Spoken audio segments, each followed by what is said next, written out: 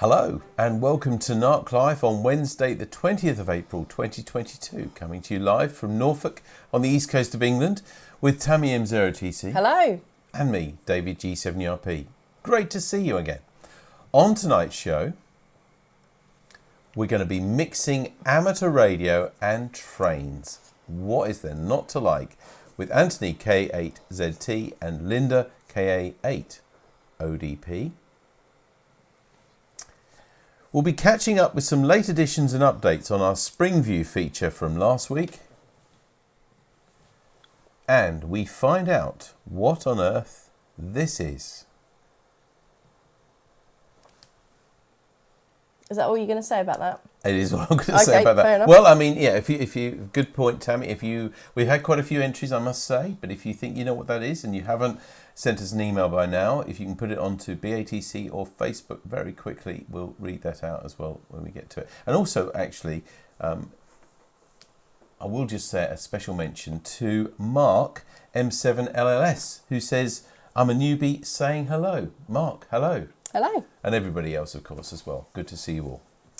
Now, we start with news about this Saturday. It seems to me we've been talking about this for weeks and weeks now. But this Saturday is International Marconi Day. And Norfolk Amateur Radio Club has arranged our first in-person, as it were, event for this year and indeed for some time now at KA8ZT, which for those of you not in Norfolk is on the east sort of coast, not too far from Great Yarmouth, on that little bump that comes out of Britain there. And it's GB0 CMS. We've run this for some years, except obviously in the last couple of years we've been restricted and not been able to run it from there because of COVID. But this Saturday it is an in-person event. And I'm just going to tell you some of the details now. We have had quite a few people put the roster. In fact, we'll show you the roster in a moment. There's only a couple of spaces left. So the station setup is from 8 a.m. with the aim to be on the air from 9 a.m. Now, we do need help with erecting antennas and things. So if you want to help us with this, please don't sort of leave it till 9 or 10 o'clock because by then it'll all be set up. So if you can arrive at 8 o'clock at the KA8ZT lifeboat station, that would be great. Now, because of some work that's going on there, including resurfacing a lot of the car parking over there, parking is only available for this event for you for free on the grass at the front of the lifeboat station. Alternatively, it's a massive public pay-as-you-display car park, but that's £1.20 an hour. So again, if you're turning up to help us, and you want to, and you're getting there for sort of 8 o'clock, park on the grass at the front of the lifeboat station. If not, you do need to pay. Otherwise, you could receive a fine, and probably will, in fact. Now, if you've been to KA8ZT lifeboat station before, you'll know that the room there is quite large, but it's not the sort of thing where you can fit for 40 or 50 people. And because of COVID, we want to keep everything as safe as we can. And although we'll have windows open and things like that, we feel we've got to limit the number of people in the room to about 25. Now, obviously, this will include operators who've already put their name down on the roster and any people who've arrived to set up. We don't want to turn anybody away who wants to come to have a look, and I'm sure that wouldn't happen. However, if you think that you might come along and just sort of sit there and enjoy the views and enjoy seeing people operate, we would have to say that the priority will be given to those who turn up at 8 o'clock to set up, and of course those who've booked operating slots. In fact, Tammy, could we have a look at that slot now? Now you'll see this is the operating slots for the whole day. It starts at 9 a.m. on the air and finishes at 16:30. Now you can see there are only 1, 2, 3, I think, slots available at the moment. So if you've been putting off and think, well, I'm not sure if I'm going to go or not, you've really only got 3 slots to go to. And if you want to put your name on those, you can do that by following the link that's on the Norfolk Amateur Radio Club website under the IMD International Marconi Day page. There's a link on there, and also in all of the newsletters that have gone out over the last couple of weeks. So be very quick if you want to operate there. As I said, if you turn up and want to have a quick look in, I'm sure that can be arranged, but we want to limit the numbers to about 20-25 people maximum in that room to keep everybody safe, and hope you understand that.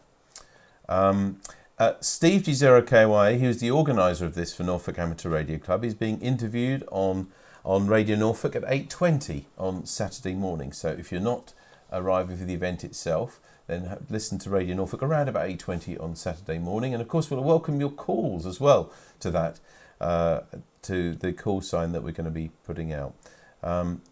Steve has contacted everybody who's already put themselves down on that list, so you should know most of these details anyway. But I hope that makes sense. If not, do email either us or Steve directly, and he'll take you through any of the other details that you need to know. But I hope that goes really well. It's very important and it's very good that the club is getting back to organising events again for real. Now, a follow-up to Springview last week. We've had 3 people send us some things that either just missed the show or updates. And we'll start with this from James M0UKS, who says he took a photo of the nests this morning, this is a few days ago, before the birds covered them up. Look at that. There's the first eggs were today, actually, on the date code. Oh, was it? Okay. This morning, yeah. The first eggs were over the bank holiday weekend. So he guesses that they really are Easter eggs. Sid the squatter, that one. He's the great tit. Oh, is it? Right, Sid I can't remember the names, but look at that. Isn't that lovely? Do you know what's striking me? We talked a bit about the cameras and things that were being used, which are modified. Well, they're actually closed-circuit television cameras, which just have lenses that are ideal for this sort of thing. But the colour, using a colour camera, where at night you can only see the black and white. And the infrared. Got another one here. This is Blue. Blue the blue tit. Wonderful. Thank you very much over those. for sharing those with us, James and Lynn. South Norfolk, that's where they are. Thank you very much for that. And right up James and Lynn Street, I'm sure here. Next, we've got something from Tim, M1MIT. Have a look at this, very short videos. And this is outside his back door, he says. I've got another one here. He's having a good look, isn't he? Showing off, I think. He's showing off. The speed is running. Yeah. Oh, wonderful. That's outside your back door, because Yep. I think Tim lives on a boat, actually. Yep. That's why. Thank you very much for that, Tim. Didn't quite make it for last week's Springview, but it's nice to come today. And finally, as a quick update now on this, Bob G6PW says, just back from a walk in Hertford Forest, which surrounds our village, and my grandson asked if we could stop at Bunny. Pardon? He said, what is Bunny? And then his grandson took us round a track and showed us this. And I think we can all see why. That certainly looks like a bunny to me. Yeah. I wonder if there was any Easter eggs in there, because there might have been. youngsters like to go for Easter egg hunts, don't they? But anyway, Bob, thank you very much for sending that to us as well.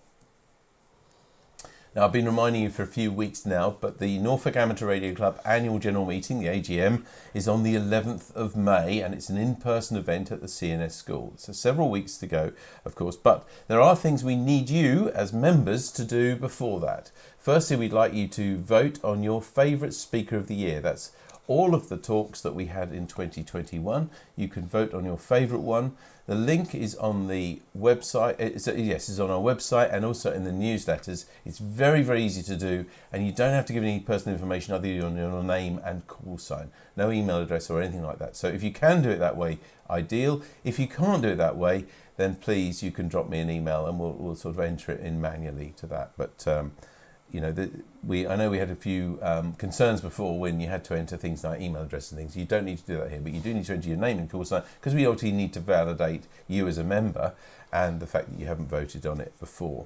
And also, we encourage you to nominate people who are going to run your club. Myself and all of the committee actually have stood for several years now because of the pandemic. We haven't had a re-election as we normally would do every year. So every officer's job, including mine and the president and the vice chairman and all of those, as well as all the committee members that run the club, we all stand down basically, and we invite people to nominate people to stand for any of those positions. So if that interests you, if you want to help the club in some way, then you can do that by sending an email both to the secretary and to us. And the details, again, are all on our Norfolk Amateur Radio Club website, which is norfolkamateurradio.org. And we encourage you to do so.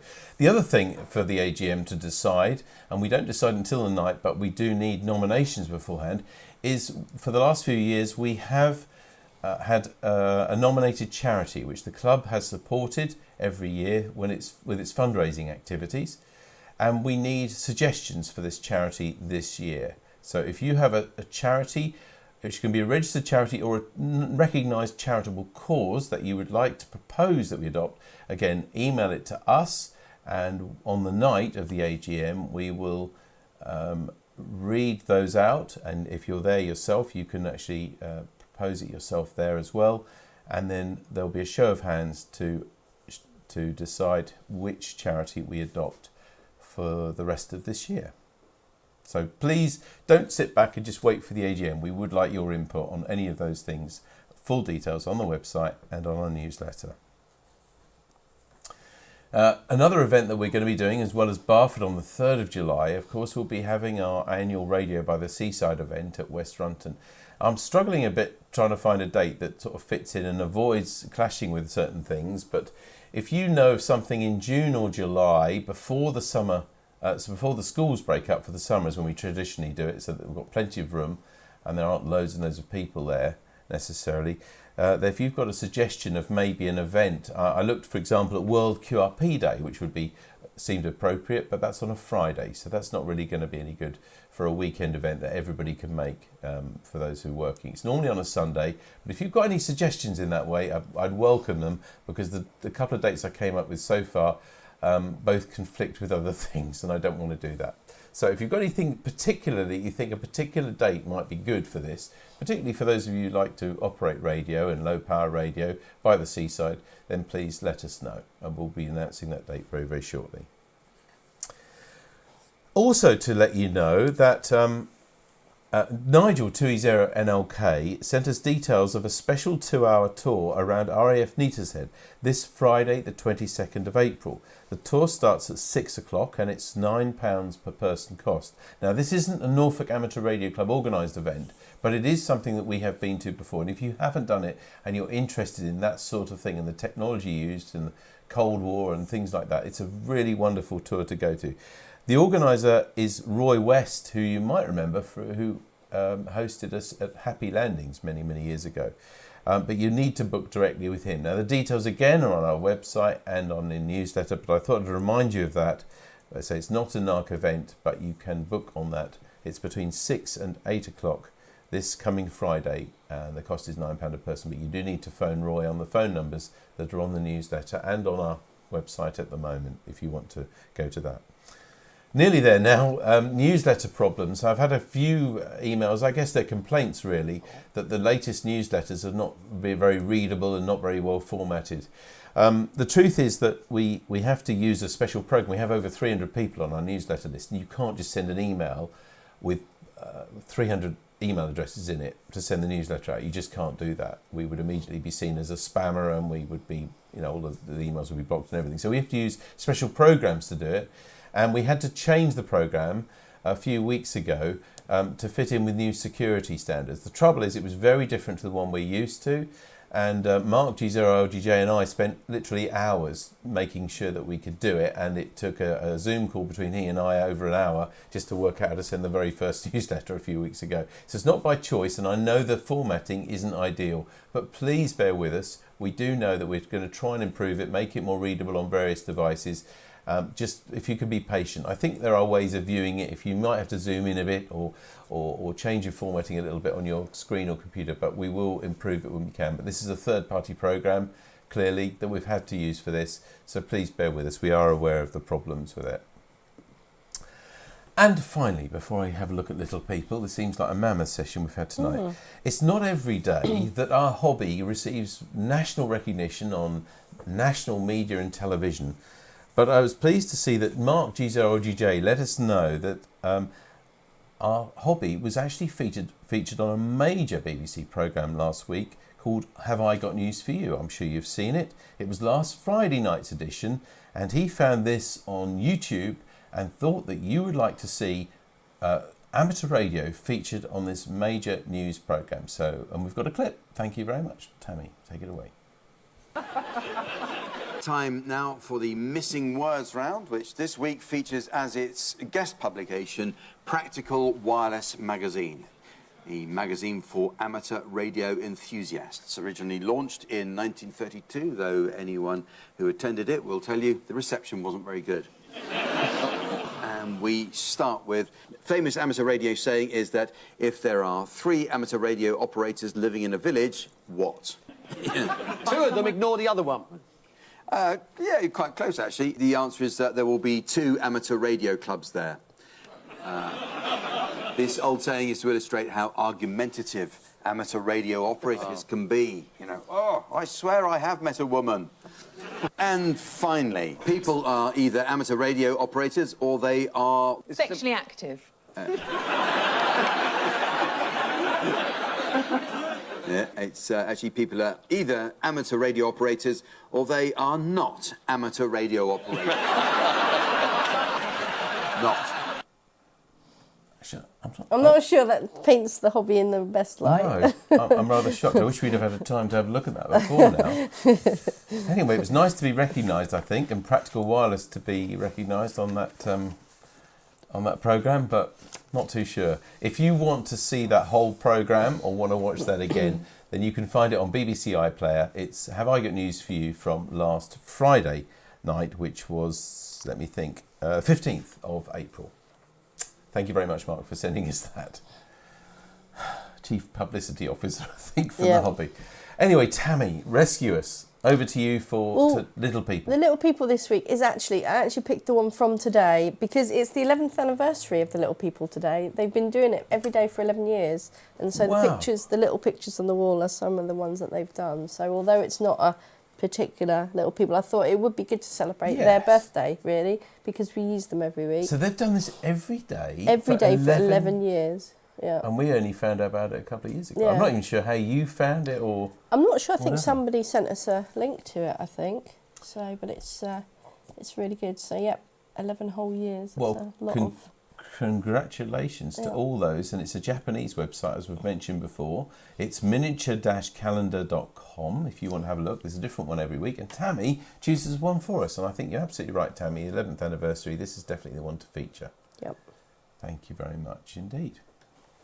So, what have you been doing? We got a few catch-ups on Springview last week, but we always love to hear from you. Please let us know and drop us a line to this address, radio@dcpmicro.com, by 3 o'clock on Wednesdays at the absolute latest, but earlier if you can. And that gives us a chance to get it into the programme. Thank you very much. We love to hear from you. Are we nearly there? Are we nearly there? We're nearly there. I know. We've got our guests waiting in the States patiently, and I'm sorry we're a little bit behind. But now we come up to the competition that we call What on Earth Is This? And that's what we asked last Wednesday. Not the 10p coin on the right. What is that on the left? I thought... no, I bet I will not say it yet, what I thought it was. But it wasn't what it was, if you see what I mean.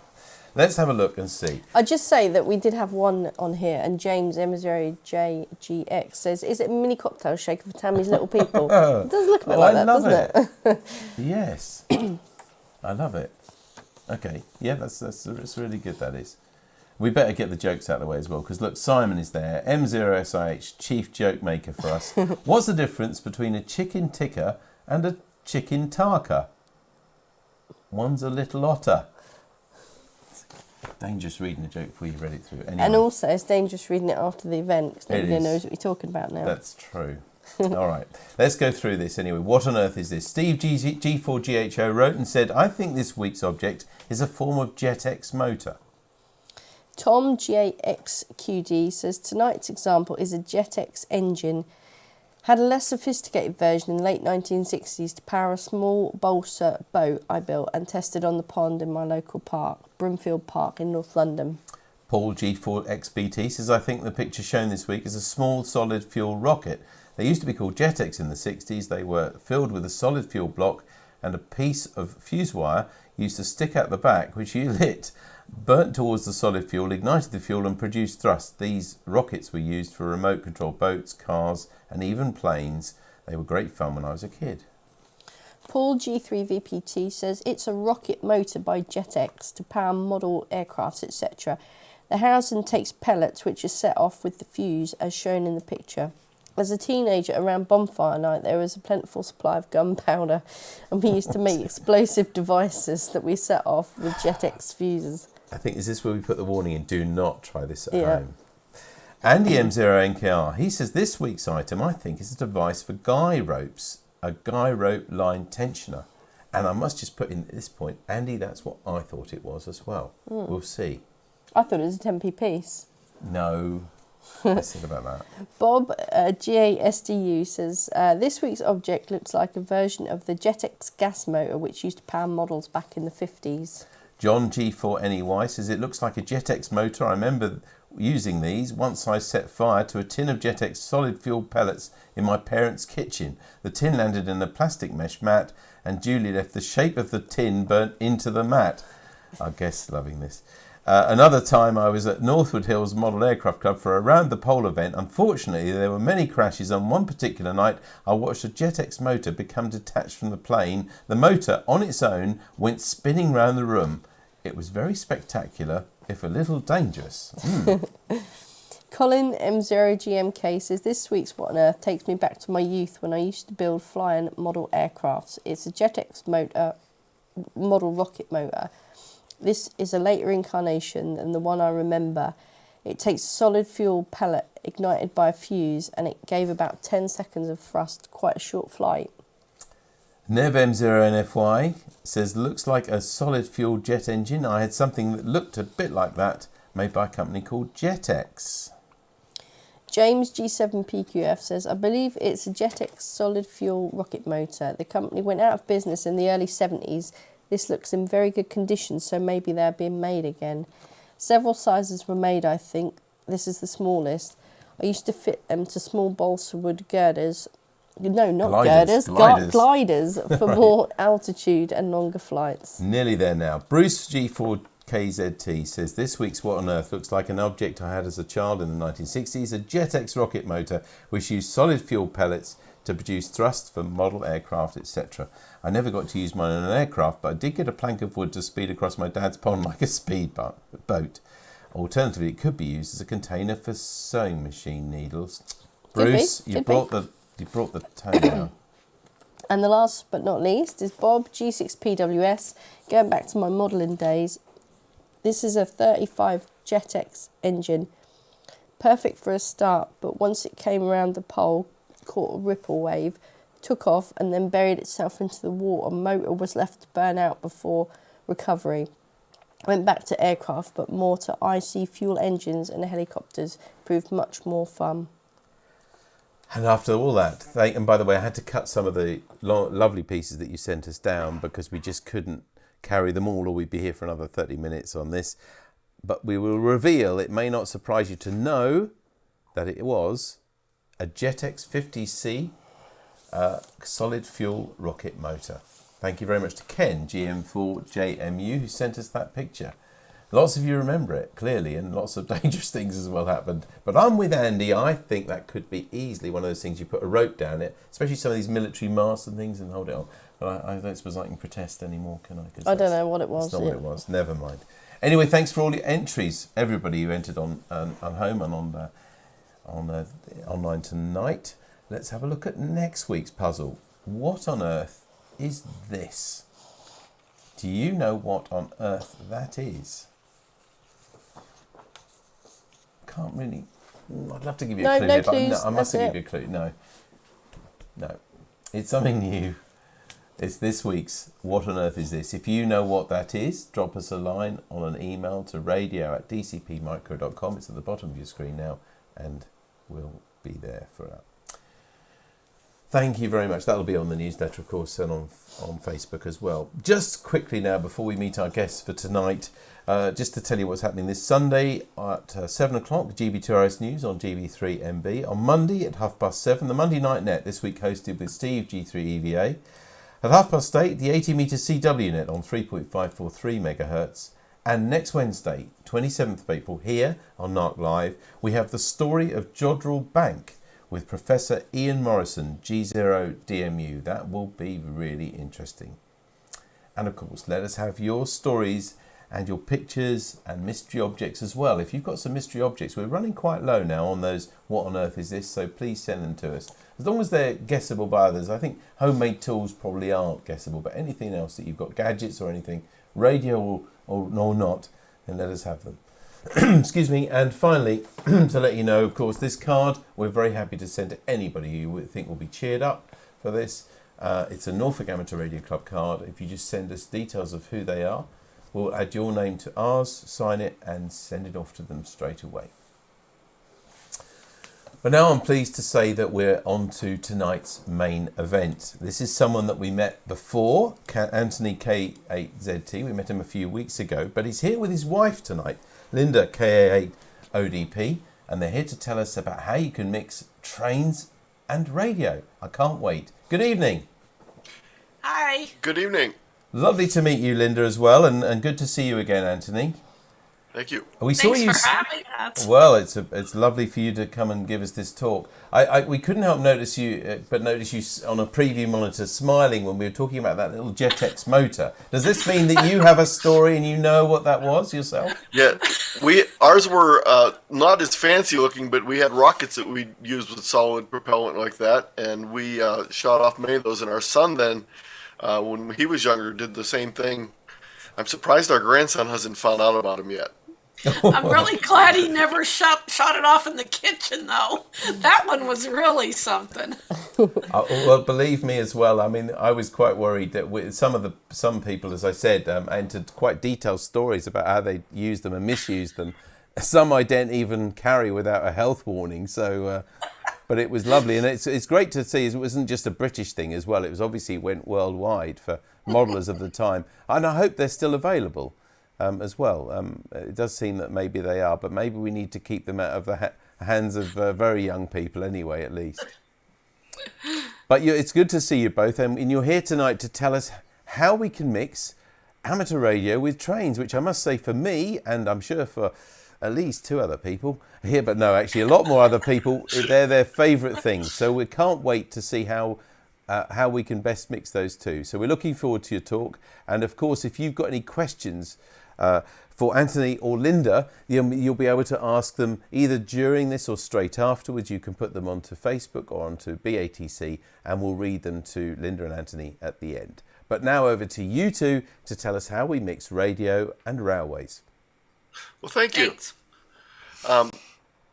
This is my contact information, and this is actually me in my trainman's uniform, which you'll find out a little bit more about later. And my QSL card, my most recent one, has a steam engine on it. Steam locomotive.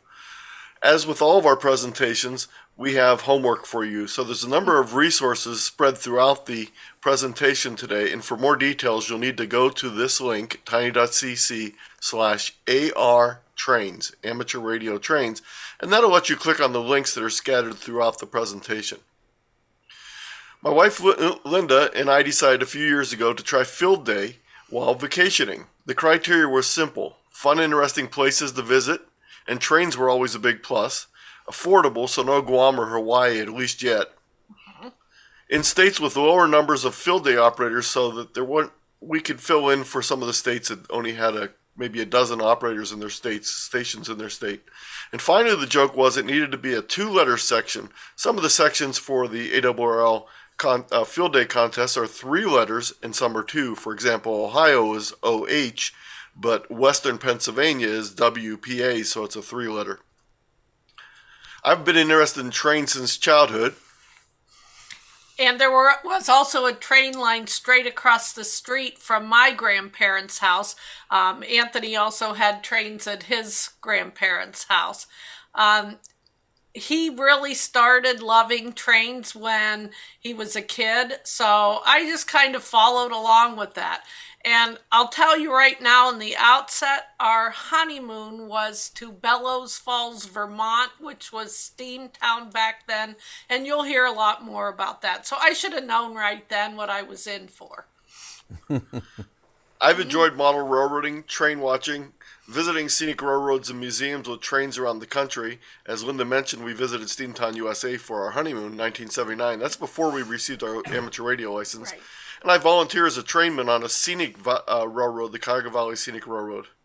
And Linda's always loved vacations since childhood, but she always likes to pack way too much stuff with her. So it fits in when we're traveling for field day with all the radio equipment, everything packed in. The car is always full. Well, like we were just talking too, you never know the weather that you're going to run into in our area. Like when we go to Dayton, Ohio for the big Ham Fest, it could easily snow or be 92 degrees. And I've had both at Dayton. So when you go by car, it's nice to just throw everything you want in the car. So we start off with a picture of a railroad crossing in Vermont and looking across the river into New Hampshire. And sometimes your hobbies cross paths to give you a chance at both at the same time. Thus has been the case with trains and amateur radio in our travels. Our first adventure starts out with not a trip to do amateur radio activity. It was a trip due to an amateur radio activity. In 1990, the Glasgow, Scotland was designated European Cultural Capital, and the West of Scotland Amateur Radio Club had a special contest to commemorate the event. They had special stations throughout Glasgow with special call signs. You had to work a specific number of them, and then you could send in your entry with all those listed, and they were going to have a random drawing. And I worked all the stations, QRP, of course, with my 5 watts. I got everything ready and melted off to Glasgow, and I told my wife, I said, we're going to be going to Scotland for a vacation, and she laughed at me. So GM090CC was the main call, but there were a number of other calls. So Linda received the phone call when I was at work on a Sunday afternoon. Yeah, it was a Sunday morning, and the person's Glaswegian accent, he said, "Aye, you're coming to Glasgow." And I got used to the accent after a while, but it was really funny when we first got there. We'd be looking at each other like, what did they just say? But it was wonderful. And Alan Buchan was the person in charge of the contest for the club. His call is GM0EFH. I've lost the H on here. And he had a little car and a big dog that we also traveled around with him while we were there. So we enjoyed a number of things in Glasgow. While we were there, we were treated to a visit to the Glasgow City Hall. I received a necktie with the coat of arms on it. I got to sit in the the Lord Provost seat. And we got to do a lot of things. We got to attend a number of plays and other cultural events. Our hotel that we stayed at, we had breakfast with the Beach Boys who were visiting, and they had in the same hotel as us, so we had breakfast with them while we were there. It was the Moat House Hotel right on the River Clyde. It was beautiful. So this is a picture of Alan and Linda when we went out and about. Alan was nice enough to bring us out and about in his car while we were there during the week. And here's their dog. We're just a little bit younger than we are now. We did the typical tourist type things, going to Inverary to the castle, and Linda and Alan had lunch in a dungeon. But after we spent our week in Glasgow, we then set off on a trip. We decided ahead of time that we would buy a Brit Rail. I know the name has changed now, but at the time it was a Brit Rail pass, and we would travel around. So we traveled back and forth a couple times to Edinburgh from Glasgow, but then we set off on our trip, leaving Glasgow and heading south on our trip. So, I'm sorry, before we heading north, we left Glasgow, went to Mallaig, up across the water to Skye on a ferry, back across from Skye on another ferry, which I understand has now been replaced by a bridge, to the Calvalachlish, headed across the top of of Scotland to Elgin, where we spent midsummer. And we were surprised at how far north you are and how quick it changed from night to day. There was almost no night, at least in our opinion. Headed down to Perth, where we overnighted in the train car so we would not have to have a room for that night. And of course, it was well overheated in there, so we were very sweaty by the time. We then proceeded to Stirling, where we got off the train, stormed the castle at dawn after a quick breakfast, and then to Edinburgh and back to Glasgow. So that completed our train trip around Scotland. Then we headed from Glasgow down to Carlisle, where we spent the night, and then over from Carlisle to York to the National Railway Museum. So we were really impressed with the National Railway Museum. I hope many of you have had a chance to visit. If you have not, It's definitely worth a trip for you guys. And here's some more photos from there. Once Anthony gets in a museum, he is one of the people that reads every exhibit. Whatever the museum is, we're going to be there all day. So about a year before we went to England and Scotland, I was working in a hospital at the time, and they sent someone over from Greenwich Hospital to view a computer system we had just installed. So I talked with a person, this was in the microbiology lab, and he said, well, if you're ever in Greenwich, stop by and see us. Well, you know, when was I ever going to be in Greenwich? Right after that, I won this trip. So I contacted him, and he said, well, please stop in and see us. So we went down to London, got off at King's Crossing, went via the tube to Greenwich. And not only did we have hit it off, but my wife and his wife hit it off, and they invited us to stay at their house. So we got to spend some time doing the typical non-tourist items like taking their son to school, going to a school event, going to the grocery store, besides all the things. So if you're ever in another country, it's always fun to see all the non-tourist type things. After we spent some time seeing all the sights of London, we headed out to Exeter, then back north up to Carlisle, and then finally to Glasgow and flying home. As it turned out, they invited me to come back to the Greenwich Hospital 2 weeks later. So I flew back without Linda and spent 3 days working on their computer system, leaving going to go to the pub for lunch and back to the house where I was staying. So I didn't get to see much on that trip. And I love the fact that we were at Paddington Station, actually in the real station, because I had read all the Paddington books before I came, and our children were young, and I got to bring the books back to them. This was long before Harry Potter, which is now an even way more popular space to visit on the subway. I say subway. On the tube. Tube. Thank you. Yeah. Sorry. And I'm sure some of these are boring photos for you, but for us being on the Greenwich on the international dividing line, I couldn't pass up the chance to have my picture taken in the East and West Hemisphere, of course. So our next trip, we're actually going to take a train trip to do our amateur radio activity. So we booked a 15-day pass on Amtrak with layovers in East Glacier, which is in Montana, Portland, Oregon, Los Angeles, California, New Orleans, and Washington, D.C. The train activities included the trip almost circling the country, a stop at the Smithsonian, which this is a picture in the Smithsonian Museum in Washington, D.C. of a Southern Railways locomotive 1401. And as I mentioned earlier, anytime you see this little symbol, that means it's a link you can click on for more information when you go through the slideshow on your own later on. Radio activities included AWRL Field Day at East Glacier in Montana and some portable operations in California and a couple other spots along our stay. If you're interested in doing the same type of trip, the same pass is available. It's 30 days you can travel with 10 ons and offs.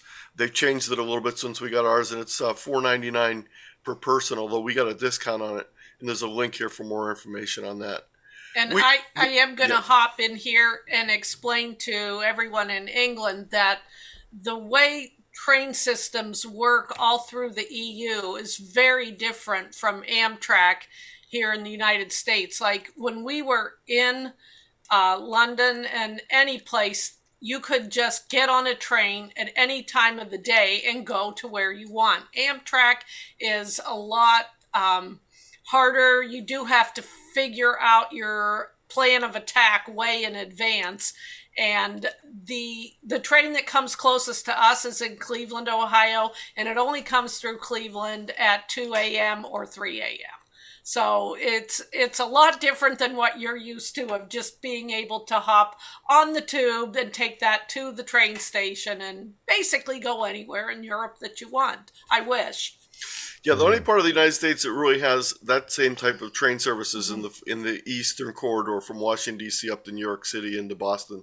Other than that, it's rather sporadic, typically only one day. So we left Cleveland, and Chicago is the main hub where everything branches out. We headed off to Chicago, up to the northern tier, up to Glacier, Portland, Los Angeles, and so forth. And these are the historic names for the different routes we traveled, including the Lakeshore Limited, the Emperor Builder, Star Coast Limited, etc. And again, you can click on any of these links for more details. This is a map of the U.S. with the Amtrak routes, and what we're on is this long trip here, almost all the way around the country. Here's a little bit better shot of it. So when we left Cleveland, we then went to Chicago. We had a little bit of a layover there, and then out to Glacier, over to Portland, down to Los Angeles, where we spent some time with some friends, over to New Orleans, up to Washington, D.C. This is a picture of Cleveland with an Amtrak train in daylight, which is impossible to see nowadays because, as we mentioned, you can only catch trains. There's 2 trains that pass through going east and 2 trains pass through going west, and they're all between 2 o'clock and 5 o'clock in the morning. Our first stop was in Chicago, which has a beautiful station. Not all the stations are nice like this. The Cleveland station is just a little small, very small location. Tell them about our stop in North Dakota. Yeah, this is Minot, North Dakota, and you can get off the train. Usually the stops are maybe 5 to 7 minutes, but this one was, they were refueling and adding more food and things like that. So Anthony jumped off the train to go get ice cream sandwiches here because everyone on the train had told us about it. So we arrived in East Glacier, and this is a painting of East Glacier with the station, and in the background is the main lodge for East Glacier. And this was built by the Great Northern Railroad to increase tourism on their route. So they built all this, and they really publicized it. These are the famous red cars that travel around. We actually rented a car to travel, and we were staying a little bit up the road, not in this fancy location, but in a set of cabins. And here's a picture of the cabins with the Glacier National Park in the background. You can see the mountains. In this picture, you can see my vertical antenna, and these little cottages. We were there in June, end of June. There was a picture in the lobby where we rented them showing another June from a few years before where they had to dig 3 foot of snow out so they could open the doors and let the people out of their cabins in June. So it can snow quite late in Glacier. Here's a picture of me operating with my Elecraft K2 battery here in this box, and the mountains in the background. Like Anthony mentioned, Glacier is part of our national park system. And when we were on the train, this was the only time we had been a little bit late. And I was really worried that the people that had the rental car and were picking us up wouldn't know that we were late. But I didn't know that everyone in East Glacier knows exactly when the train comes. You can hear it from anywhere in town. So it was great. We had our own car rented, and we were able to drive the Going to the Sun Road. We were there on June 21st, and the Going to the Sun Road had just opened the day before because it takes their plow system so long to be able to go through the snow that goes up through the very top of the glaciers in the mountains. But it was a really wonderful trip. Here's some pictures in the area. This is called the Isaac Walton Inn. It was one of the major repair shops along the way, and they also store some of the snow plows. They also have a set of cabooses you can spend the night in and sleep. So we ended it off. This is a picture of us going down the coast of California with Linda, and the one shot and the window here of the Coast Starlight. Beautiful station in Portland. Portland is known as the City of Roses, and there was roses all outside of the station. This is Los Angeles, and if you watch many movies or TV shows produced in the United States, you will see this station used as stations all over the world because it's handy for them to go to and film. So these seats that almost look like church pews are very commonly seen, but there's palm trees outside. So we then left Los Angeles and traveled across the southwest of the United States. Matter of fact, they told us at one point in time, look over there, there's a telephone pole, that's in Mexico. We were about 200 feet from the border. It was on the Union Pacific, this portion of the trip, and you can see just some of the random shots in the area. We traveled to New Orleans where we stayed up all night. We didn't get a hotel in New Orleans because we got there at 5 in the evening and we're leaving at 8 in the morning, and it's a town that stays up all night. So we had beignets at the famous Cafe Dumont at about 4 o'clock in the morning, and I think every policeman and fireman from the city were there at the same time. Our final big city stop was in Washington at Union Station. We also did some sightseeing before we got back on the train and headed back to Ohio. And this is going through the mountains of Maryland and West Virginia, heading back to Ohio. This is an octagon-shaped roundhouse here, which is very interesting, out of brick. So this was our actual trip with all the different stations along the way. And we're going to save this movie for later, so you can watch the movie at your leisure. Our next train adventure was going to East Broad Top, and this was a narrow gauge railroad in central Pennsylvania. But we also did a couple other things on that trip. We went to the Horseshoe Curve in Altoona, Pennsylvania. This curve is designed so that they can gain a bunch of height as they go around here instead of going straight up the mountain. So they take this turn to gain height as they go around it. And it was a very interesting place to visit. We also visited the East Broad Top narrow gauge station, and our radioactivity was a mobile activity in this case because it was the weekend of the Pennsylvania QSO party, so I was able to operate on our way back from East Broad Top in the contest from the car. East Broad Top is a narrow gauge railroad that unfortunately is no longer running. It was a tourist train, but they're not currently running it. And I think this is 2.5 foot gauge. I think it was 30 inches. Some more pictures. It was in the autumn, so there was a lot of nice leaves. Our next trip was our field day trip to Acadia National Park in Bar Harbor, Maine. We traveled by car for this trip, but we did some train activities along the way. So our radio activities were field day on Cadillac Mountain, and then we toured the Awrl Headquarters and operated from W1AW in Newington, Connecticut. Railroad activities included Shelburne Village and Museum in Burlington, Vermont, the Mount Washington Cog Railway, Maine 2-foot narrow gauge in Maine, and Steamtown, which is now moved to Scranton, Pennsylvania, so not the same location as when we went through for our honeymoon. Shelburne Village is located on Lake Champlain, so there's also the USS Ticonderoga, a steamship that traveled on the Lake Champlain in previous life, and some steam engines there and a bunch of other things. This is the Mount Washington Cog Railway. They have both a steam engine and a diesel engine, and it's very interesting the way they're laid out on a slant, so when they're climbing the hill, they're level with their boilers. This is part of the main 2-footers. There's no main 2-foot railroad still in existence, but there are some little touristy areas where they've reconstructed some of the track.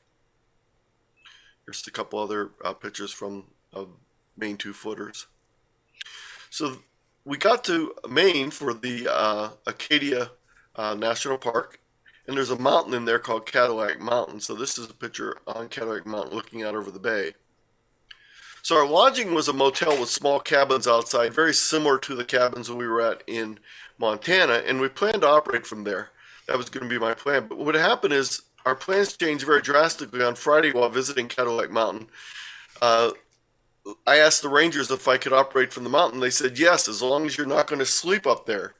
But I didn't have plans to be able to overnight. I didn't have the gear and everything ready. So what we did is we changed our plans a little bit. Instead of operating from the motel the next morning in the cabin, Linda dropped me off on Saturday morning, and I set up, and then she went off and did touristy type things in the park.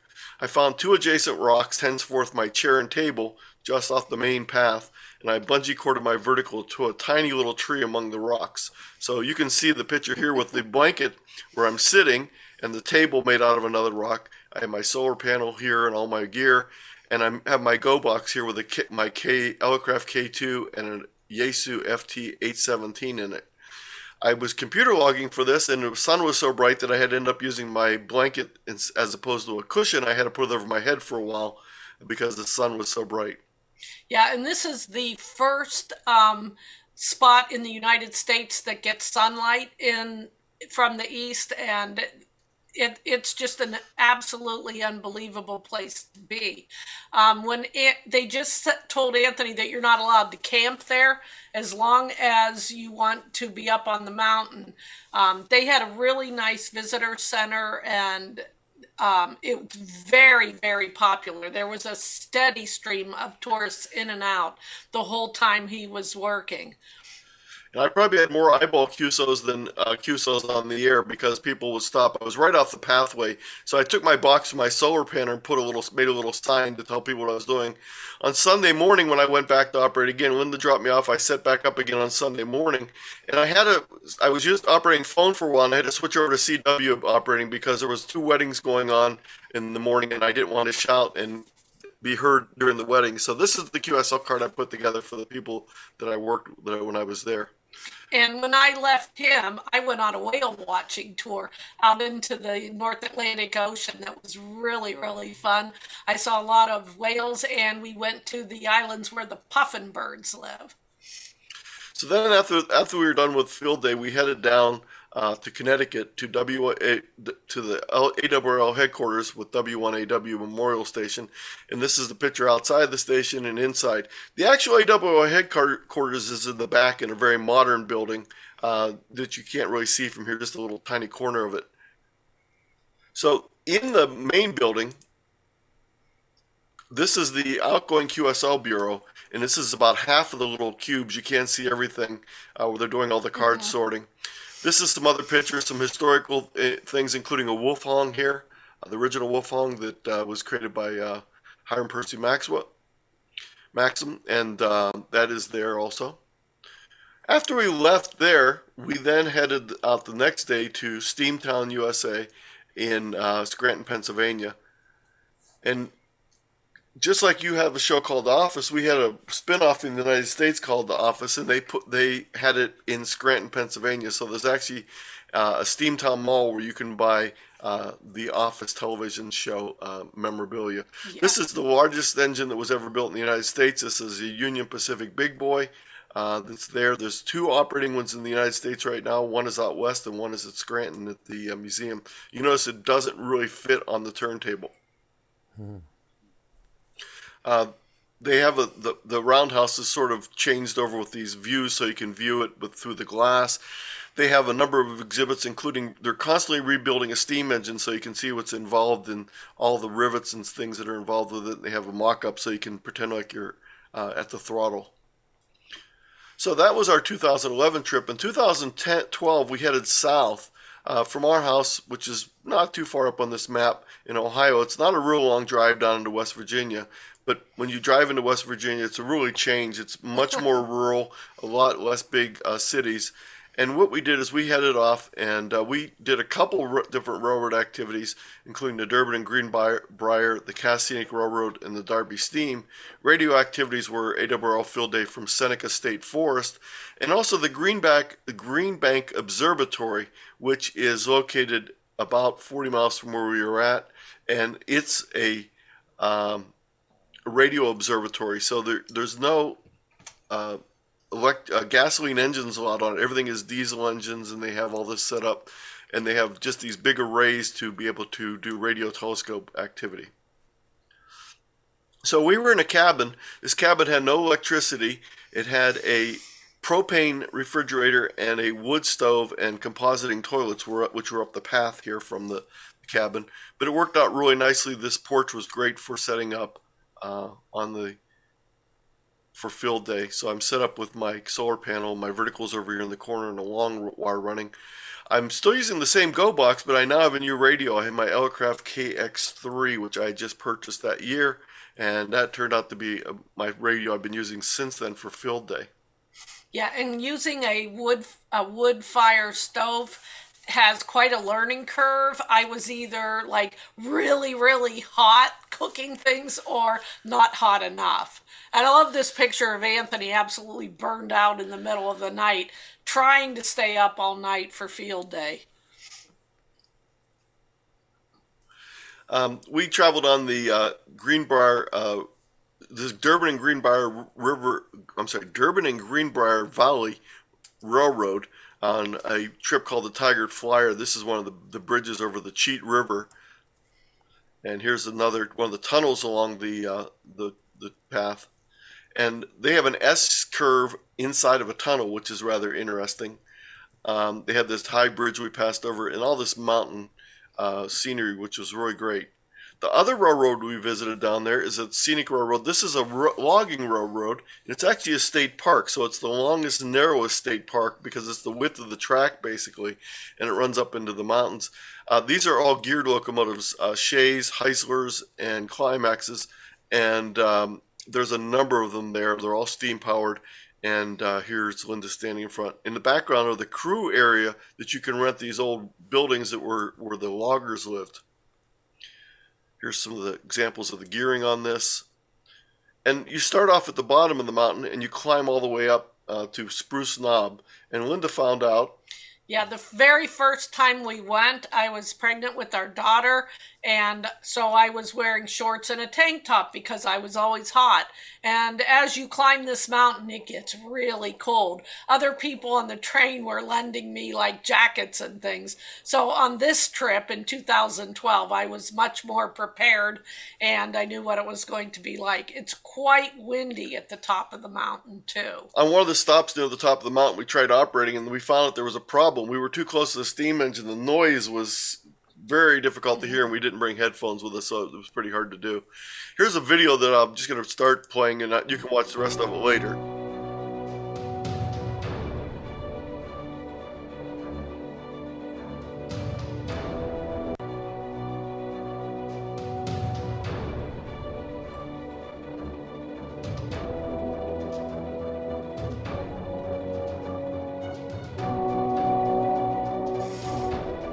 Now you notice that the engine is at the front, but it's reversed and pulling this. This whole trip has switchbacks that they keep going over to get height, so you keep moving forward and then back and then moving forward.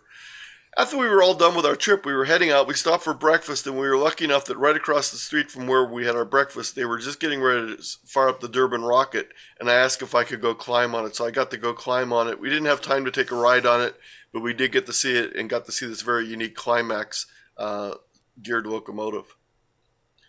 2007, we took a trip on the Western Maryland Railroad. It was part of a bus tour that included a trip to the crash site in Pennsylvania from the 9/11 flight. We took this train from Cumberland to Frostburg, Maryland. And it's interesting because Frostburg, Maryland Frostburg is on a mountain, and the train originally passed underneath Frostburg on a tunnel. But it no longer continues past Frostburg, so it ends. So when you get off the train, you have to climb up or take the little shuttle bus up the hill to Frostburg itself. This is a steam engine on the Western Maryland. And a very good friend, AA8V has his station and home there, so we got to spend some time with him. And this is one of his really intricately homebrewed transmitters. He loves to work with tubes and or valves, as you would say, and he loves to do machine work, so this is one of the things he does.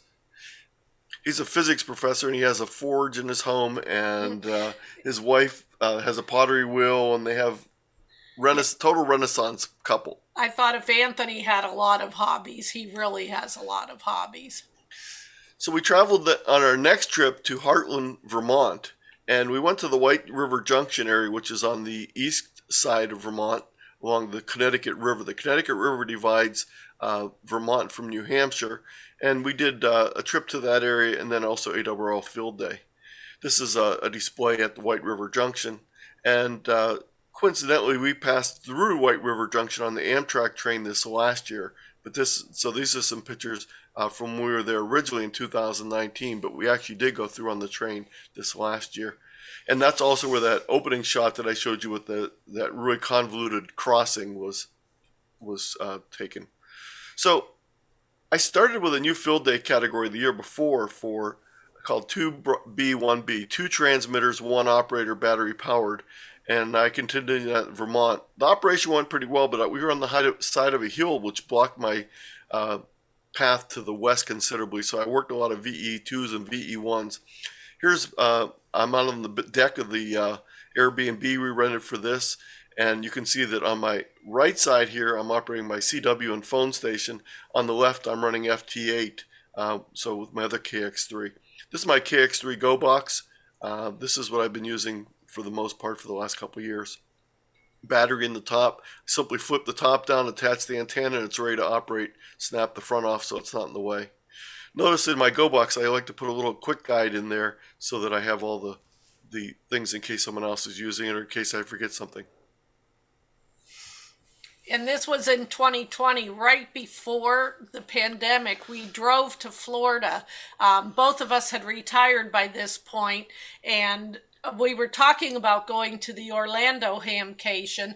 Of course, Dayton, which is the other big radio ham fest, is close enough to us that we can drive, but we also went this way. And we had a lot of fun there in Florida, and Anthony got to go to Universal Studios with me. I had already been there once before he did this trip. So the train activities included the North Carolina Transportation Museum, the Hogwarts Express, and the Central Tennessee Railroad. The radio activities include the Hamcation, and on Sunday afternoon I got to operate the Hamcation Special Event Station, so that was sort of fun. Here's some of the North Carolina Transportation Museum, and this is an extremely interesting steam locomotive here. This is a steam locomotive that doesn't produce steam on its own. It's basically a giant thermos, and they fill this up with steam in the station, and then it goes out and operates, and they use this in an area where there's high explosive materials and they can't have sparks. So it's actually just a giant thermos on wheels. This is a streamlined steam engine, and the roundhouse there is rather large. It was a big repair facility, so there's a number of trains there and a number of things you can see in the North Carolina Transportation Museum. In Florida, at Universal Studios, this is part of the Harry Potter section of the park, and you can ride the Hogwarts Express. Anthony made sure that he was checking it all out. It isn't actually a real train. It's pulled on a cable. Yes, it's pulled on a cable, but the rest of it is highly detailed and very accurate. And we'll play this beginning of this little video. You can watch the whole thing, but this shows, including the place where you run through the wall. Yeah. Everyone gets to do this. You can go right through the magic of special effects. And then we went out and got on the train. I'm going to jump ahead a little bit here.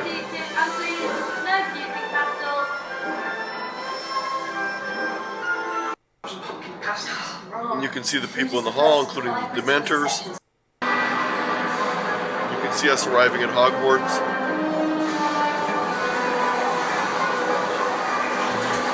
We'll let you watch the rest of that video on your own. Our last trip was last year.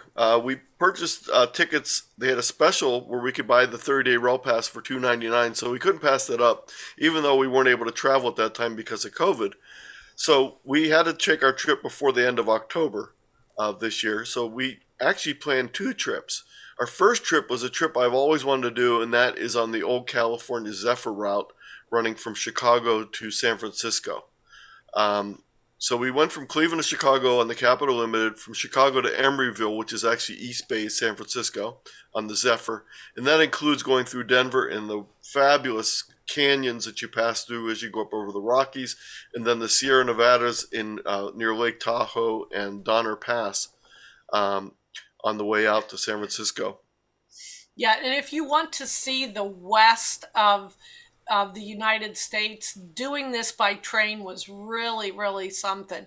I could just lean my head against the window and look straight up at these rock passes as we were going by. There were a lot of people on there with different hobbies. There were a lot of photographers, and they were kind of interested in Anthony's hobby too. So we got to meet and talk to a lot of people when we were on the train for about 3 days. And I was also operating, last year I was trying to complete all the state QSO parties for the state QSO party challenge. The problem was we were heading to California on the weekend of the California QSO party, but we weren't going to get to Emeryville until after the party was over, so I wouldn't be able to operate from there, and I needed to make at least 2 contacts to continue my streak. So I had to work from getting off of the train at one of the short stops that we had when the contest started. Well, when the contest started, the first opportunity I had was in Glenwood Canyon, Colorado, and I was able to get off the train and stand on the platform with my KX2 and my AX1 antenna and make 3 contacts from there, 3 CW contacts on this first one. I was able to operate again in Sacramento at the station as an in-state station. I was able to make a number of contacts there, I think 5 total, including some single sideband NCW, all with my 4 watts of power. After we got back from that vacation, we had 2 days here at home before we had to finish up our pass before it expired. So we headed to the East Coast. We went from Cleveland to Washington, D.C. on the Capital Limited, which was a very nice trip. We got to spend the rest of that day sightseeing in Washington, D.C., and then we jumped on the train the next morning and headed on the Vermonter from Washington, D.C. to the northern end of the United States, just south of the Canadian border in St. Albans, Vermont. After that, we came back down to Springfield, Massachusetts, back to Cleveland on the Lakeshore Limited, and that was the completion of that particular leg of that journey. Now, not all the parks we visit are far away. There happens to be one national park in the state of Ohio. They're pretty rare in the eastern part of the country, and this is a park that is one of the newer parks. It was started in the 1980s, and it's basically old industrial area along the Cuyahoga River that has been transformed back into natural area. It's called the Cuyahoga Valley Park. Cuyahoga, by the way, is the Indian word for crooked river, and the crooked river because the Cuyahoga actually starts heading south, goes towards Akron, Ohio, and then makes a 90-degree bend and heads back north and empties into Lake Erie. This is a map that shows you the Cuyahoga actually starts over here, comes down and goes in a U shape back up there. The park is this area in the general area here, and also in that park, I've operated Parks on the Air. It's K-002, and I operate there quite often. It's less than 15 minutes from our house to get there, and we can operate from there. There's a canal that runs along the river called the Ohio Erie Canal that runs from Lake Erie all the way down to the Ohio River. And along that canal, was established a railroad line, which is now a scenic railroad called the Cuyahoga Valley Scenic Railroad. And I volunteer as a trainman on that railroad. It's a 27-mile round trip in the park, and we run a bunch of other special things, including a winter Christmas train, diner trains, etc., wine tastings. All my radio activities have been basically on the commercial band that we use for the train. I have not operated ham radio on it so far. We had plans to do a special event for the Christmas train on the caboose and operate, but COVID sort of we ran into problems with COVID that year, so that's a future plan. Our Calico Valley Scenic Railroad has the largest collection of the old California Zephyr cars from the 1940s, including a couple dome cars. And here's some pictures inside, decorated for Christmas. We have diesel engines that we operate, but twice a year, 2 weekends every year, we bring in a steam locomotive from Fort Wayne, Indiana, the 765, and that's what I have on my QSL card. We also have the ability, you can take your bike on the train, then get off and ride back, or vice versa. I am also a cabooseman, and this is my cabooseman's outfit here, and this is a video showing our Christmas North Pole adventure. And again, you can watch that on your own. Well, the question is, where are we going in 2020? And Linda and I are still trying to decide. I'm sorry, 2022. And we're still trying to decide where we're going to be this year in June for Field Day. And I'm sure that it will involve railroads on the way in some way. I have some resources here, some information on an article from QST on railroads, using scanners with railroads. I also have a web page with some railroad information on my amateur radio site. And I have amateur radio information on portable operations and go kits that you might find useful.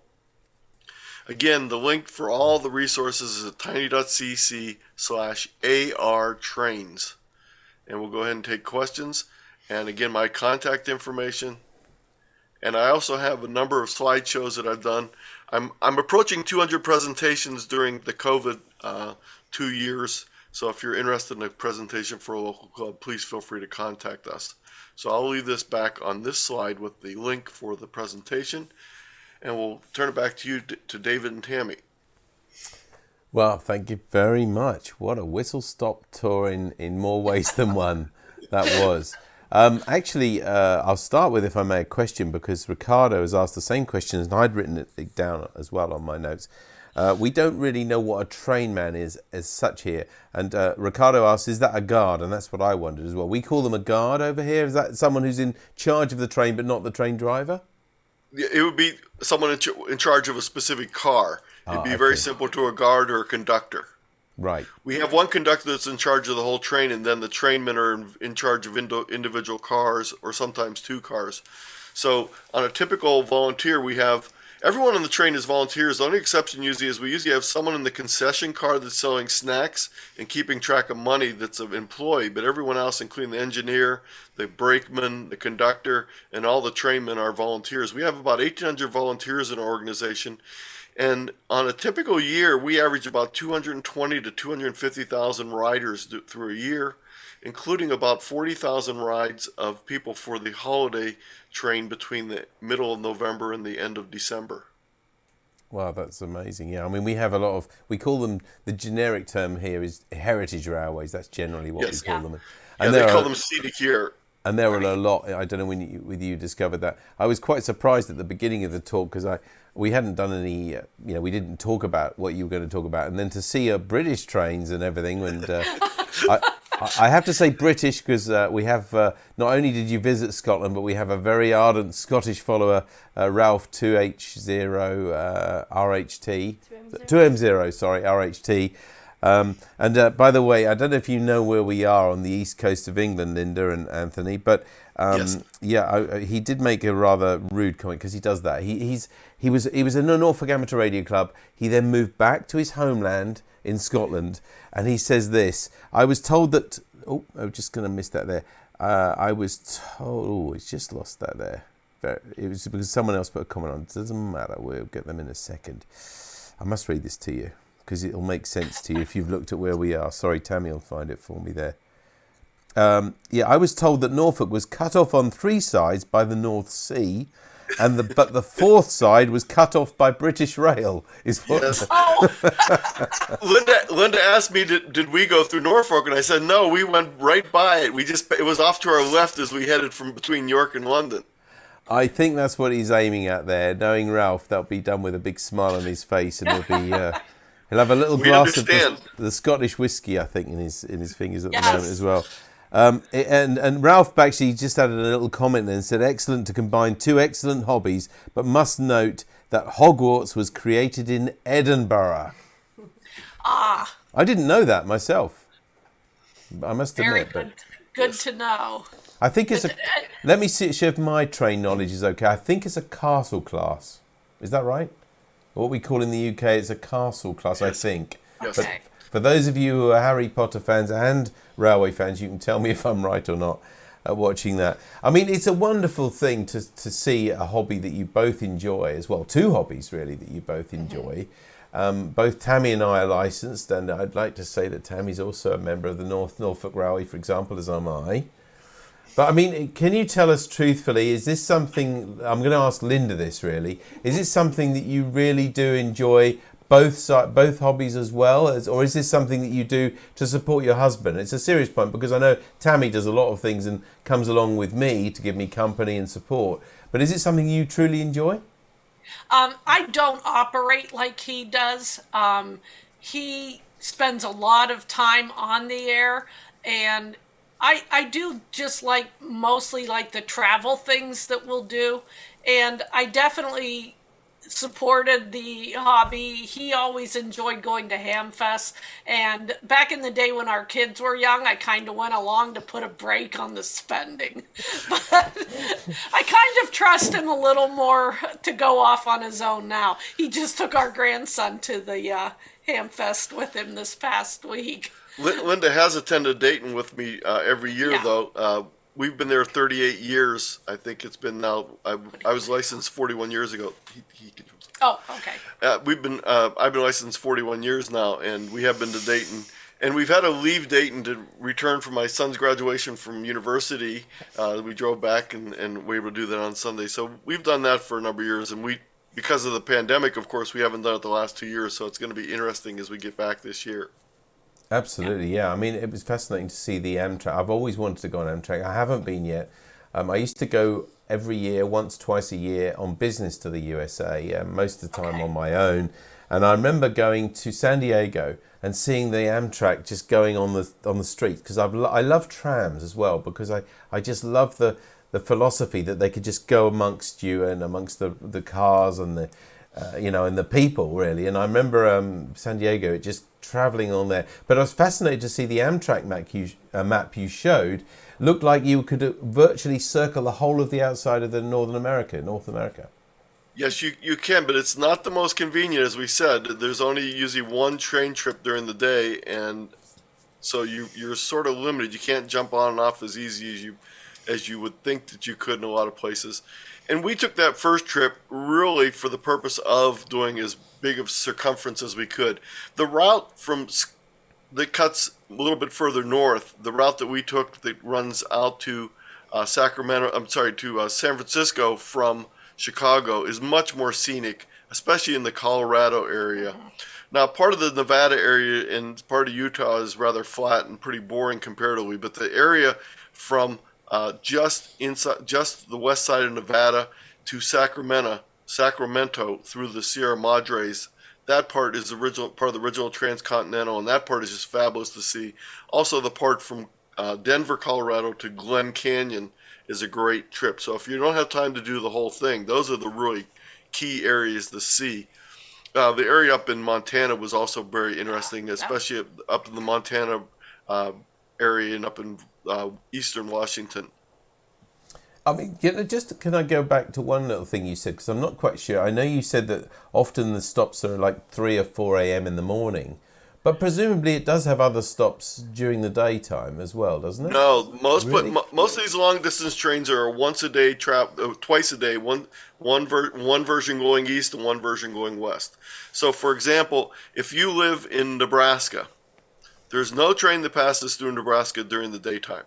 All the trains that pass through Nebraska going east or west travel in the middle of the night. Same with Cleveland, and Cleveland's a big city, but you can only get on or off Amtrak in Cleveland in 2 or 3 a.m. And Amtrak really has two different types of routes. They have these long distance routes that we took here, and then they have the more urban routes that run from Washington, D.C. and the corridor up to Boston through New York City. And those are multiple times a day. There's multiple trains that are going through. Also, if you're in the Chicago area, because there's so many trains that pass through there, it's basically the hub for everything going west. So there's a lot of opportunities to leave Chicago. So Chicago and New York City are really the big hubs for where most of the trains pass through. When we went north on the Vermonter from Washington, D.C., the first part of the trip from Washington to New York was packed with business people. And college students. Well, the college students all got on in New York City because it was the Monday morning after a long weekend, and they got on and headed up to the colleges in Boston, and in Massachusetts, and even in Vermont.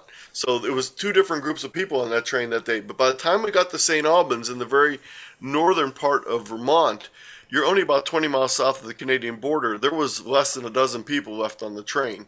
And when we got on the next morning, we got to the I'm not going to call it a station because there really is no station there. It's just the platform. And there was a gentleman from China who came down from Canada on a bus, and he was trying to buy a ticket. And there's no station to buy a ticket in. The only way you could buy a ticket at that point in time was using the online app, and the people on the train couldn't sell him a ticket. So fortunately, I had the app installed on my phone, so I was able to use my app to buy him a ticket to New York City. So it's not an easy way. It's not like traveling on a plane or traveling other ways in the United States. It's really, you have to do a lot more planning ahead. Yeah, and when you get on in Cleveland, which is what we did, you basically go to Chicago. It's like go to Chicago and then you can go anywhere else in the U.S. from there. Yeah, I remember actually, even when I flew a lot there, O'Hare was the main central hub for so many places, wasn't it? So I guess it's the same in the train world as well then. Yes. Yes. We have a friend who's an Uber driver, and he had someone from France who called him for a ride, and he wanted to be brought to the Cleveland train station. It was the middle of the afternoon, and he said, I can bring you there, but you're not going to get a train until the middle of the morning. Wow. And it's not open. You can't go in the station. Yeah, the station only opens about midnight and stays open until about 6 in the morning because that's when the trains are going through. Heavens above. You know, I'm going to be into trouble if we don't talk a bit about radio as well, because we've talked about the trains, but that may not appeal to everybody. So I'm going to question for you now, Anthony. Yes. Radio operating. We saw where you operated at various places along the routes and along your vacations, but did you actually operate on the train at all, mobile? I did not. The train is very difficult. It's very difficult if you can't get an antenna outside. I've listened on VHF and UHF while I'm on the train. I do listen, and one of the things I did too is I brought my 2-meter radio with me, but that has receive outside the band, because most of the railroad communication in the United States is at the 150 to 165 megahertz range, just above 2 meters. So I was able to listen to the train activity, which was very interesting. We hit in the middle of Nevada. We stopped in the middle of the night because they hit an animal, and of course it bounced around underneath the train, and they were afraid it might have knocked some of the cabling loose, so they had to stop and do an inspection. And I was able to listen to them on the radio from in there. But what we'd like to do is with the Scenic Railroad, because we have a little more flexibility, I'd like to set up something where we can put an antenna on the outside and maybe operate from in the caboose. I think would be the best way to do it, because it's very easy to get out the window of the caboose at the top and put an antenna on top of that. So I have not had the opportunity to do that. I know some people have. I know there's a group that does an annual event in Wisconsin where they travel on a Scenic Railroad and they do a one day. And I am aware also that there's a Heritage Railway Day in the UK, and that some of the US state railroads are adopting that same radio day. So maybe in the future we can get on for the Heritage Rail Day. Yeah, I was going to mention that. Actually, it's called, in this country, it's called Railways on the Air Day. Yes. And it's late September, I seem to remember. Yes.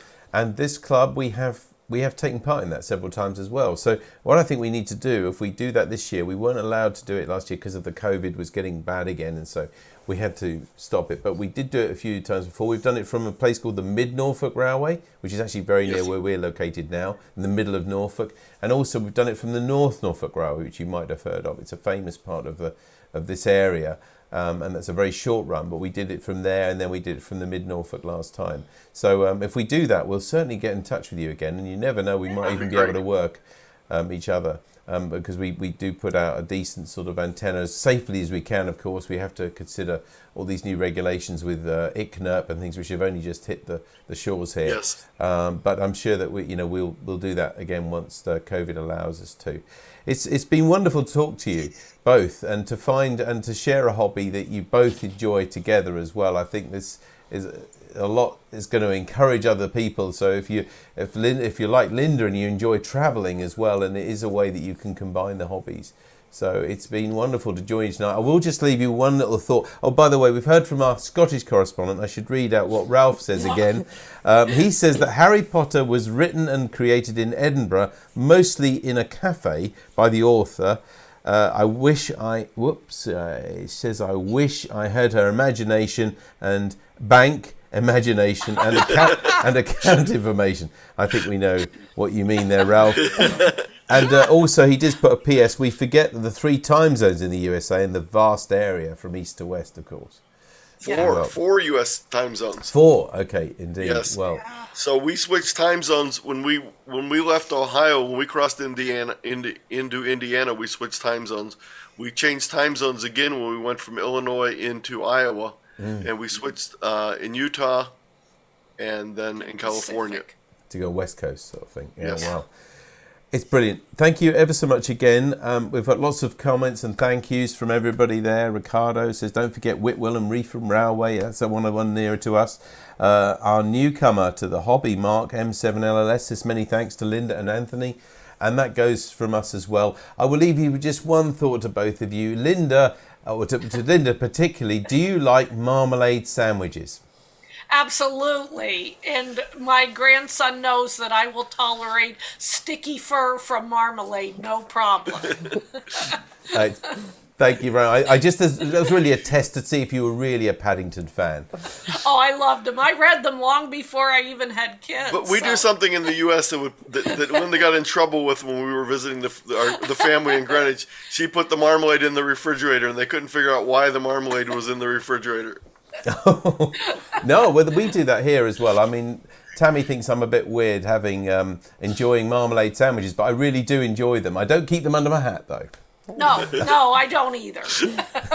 When it gets hot, they tend to go a bit runny. Anyway, it's been lovely to meet you both. Thank you ever so much again for your talk this evening. I said very inspiring, not only for combining railways and radio, but also just to see how a couple can enjoy hobbies together and enjoy life together. So thank you very much to Anthony and to Linda. Thank you.